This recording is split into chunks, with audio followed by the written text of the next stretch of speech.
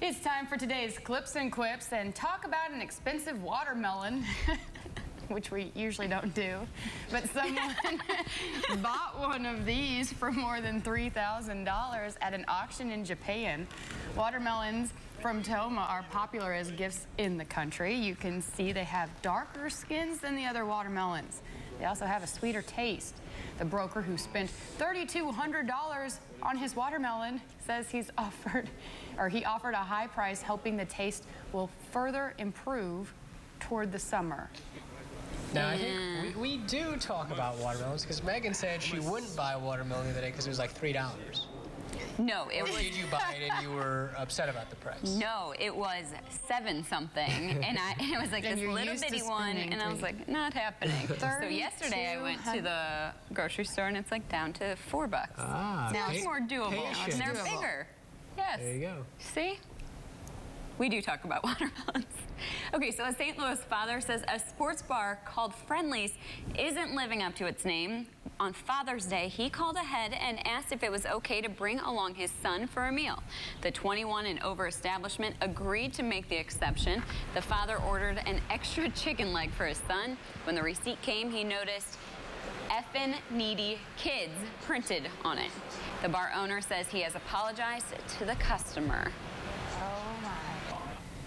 And okay, there's so many routes on that one. Yeah. So I assume that the waiter must have saved them under that, like as a way to remember who they were. I think it looked like it was on the list of charges, and then for the seat, I think it was the F word with letters, bleeped out, like star stars. signs Oh instead. no. Okay, number one. Pick a different restaurant. If it's 21 and up, don't take your kid there. Yeah. And number two, like, why do people put those things on receipts? You're just going to make the news. Maybe they wanted to. But, there's all sorts of those when people describe what you look like to recognize what table it is. You worked in food. Is that a normalcy? I mean, no. Well, I was always like a hostess, but I'd never seen that at any restaurants I'd been at. Okay.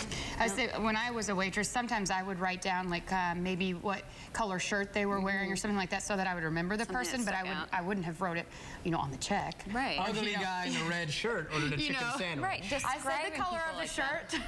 No descriptions of the people. Don't be rude about it. Yeah. Well, don't bring a kid to a bar. That's another good point. Yeah. Touche. Yep. We'll have another check of the forecast coming up after the break. We'll talk more about watermelons. You're watching KRCG 13 live. It's so nice. They're watery.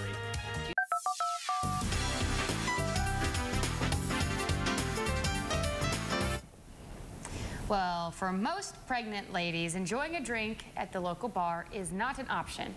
Or is it? Because a new study released in the British Medical Journal found that when moms consumed a moderate amount of alcohol, it had no adverse effect on their child's balance years later. A marker for brain development, but what's a moderate amount? 3 to 7 glasses of alcohol a week. But don't expect that same recommendation in the United States. The American College of Obstetricians and Gynecologists says studies have consistently shown even a little bit of alcohol is risky. They say don't chance it. Pretty courageous women submitting to this study while they're pregnant to see if it works. Well, I guess, I don't know. Some people don't want to give it up, and I guess those are probably the ones that participated in the study. But I think even if they did allow it in the U.S., there would be so many women that just said, I don't want to risk it. Right. Yeah. Too afraid. There's too much. Well, speaking of children, an Ohio daycare worker is accused of sprinkling drugs on snacks to get children to go to sleep during the day.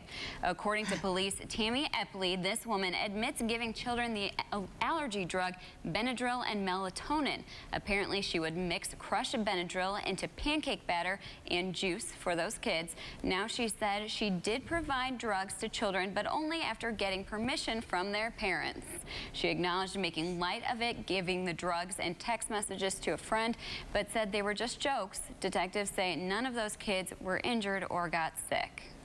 Okay, so not only is the babysitter corrupt, if the parents really did that, those are people where we say, do you think that they really gave permission? If they did. I mean, she essentially roofied all these children. Yes. Is what happened. Basically. bad. I mean, people joke about, you know, getting their kids to sleep or how'd you get them to go to bed so early, but you don't give them drugs to make that happen. No. Authorities will come after you. Well, after the break, we'll see who's celebrating a birthday right here in the heart of Missouri.